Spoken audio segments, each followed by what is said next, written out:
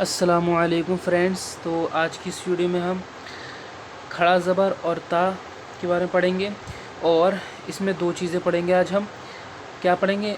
अलिफ मकसूरा और वाव मादूला। ठीक है, तो चलिए शुरू करते हैं। तो यहाँ पे लिखा हुआ है रहमान, तो यहाँ पे खड़ा ज़बर है। खड़ा ज़बर को हम खड़ा ज़बर आगे तो किसके बराबर होता है? अलिफ के बराबर। ठीक है, तो हम इसको ऐसे भी लिख सकते हैं रहमान।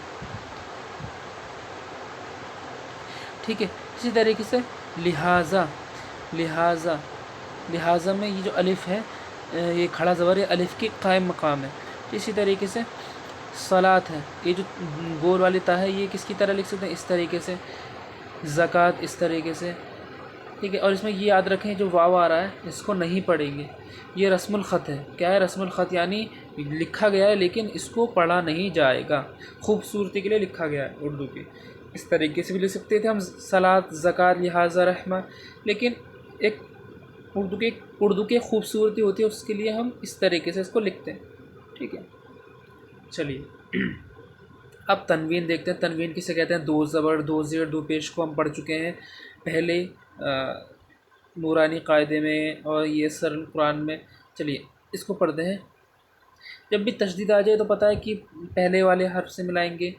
अलिफ ताज़र इत्तिफ़ाक़न। ठीक है, ताज़र तीफ़ा अलिफ ज़रफ़ा, इसमें भी अगर ज़बर ना लगा रहे ये अलिफ में तो इसको हम बड़े आ के बाद निकालते हैं।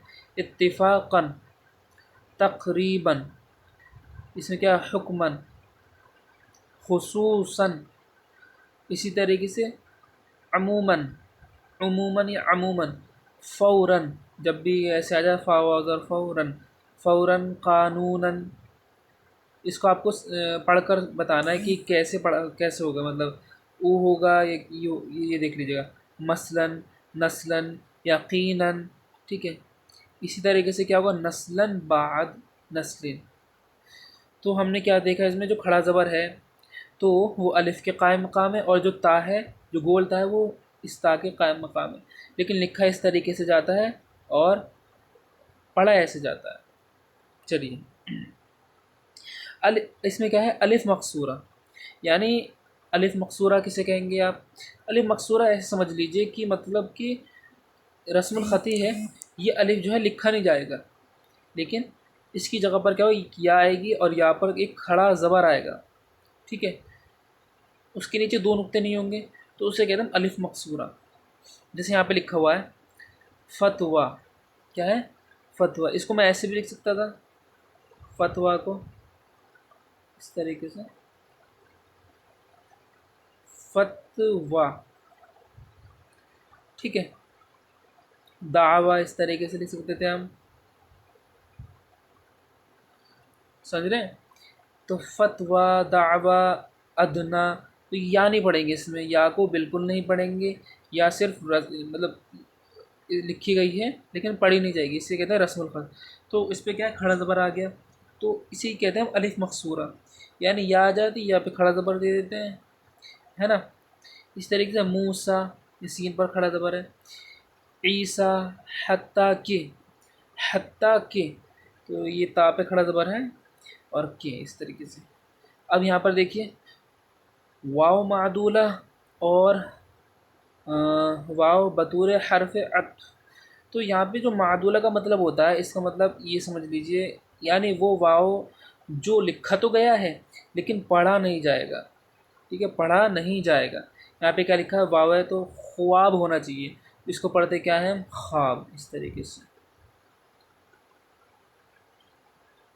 इसी तरीके से ख्वाजा, खा मखा, ख्वा मखा नहीं, खा मखा, ख्वाहिश, खुद, खा दाल पेश खुद, खुद नहीं, खुर्द, खुर्द नोश, खुश, खुशी।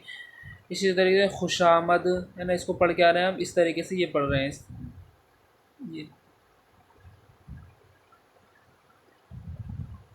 खुशामद हम पढ़ ऐसे रहे हैं, लिख ऐसे रहे हैं, तो इसी कहते हैं रस्मुल ख़त।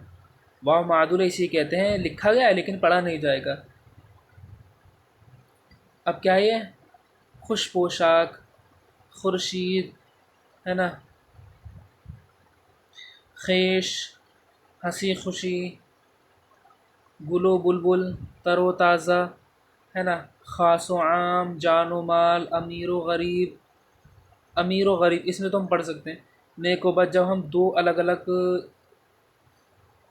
الفاظ کو ملاتے ہیں تو واؤ کا یوز کرتے ہیں۔ واؤ کس طریقے سے یوز ہوتا ہے اور کی طرح۔ نیک و بد یہاں پہ تو ہم پڑھیں گے لیکن یہاں نہیں پڑھیں گے، یہاں پہ ہنسی خوشی، ٹھیک ہے۔ تو ہم نے کیا سیکھا یہاں پہ؟ کھڑا زبر کے بارے میں سیکھا، الف مقصورہ، واو معدولہ، ان کو دیکھ لیجیے گا۔ اور اگر یہ ویڈیو اگر ہیلپ فل ہوئی آپ کے لیے، ہیلپ فل ہے، اس کو جو ہے لائک شیئر سبسکرائب کر دیں تاکہ یہ نوٹیفیکیشن آپ کو ملتی رہے۔ اس پہ ہم ویڈیوز اپلوڈ کرتے ہیں اردو سے ریلیٹڈ، اور عربک، منہاج العربیہ، بیسک عربک کیسے ہم بولیں مطلب، اور یسر قرآن، اگر آپ قرآن سیکھنا چاہتے ہیں تو اس کو وزٹ کریں، انشاءاللہ سیکھ جائیں گے آپ۔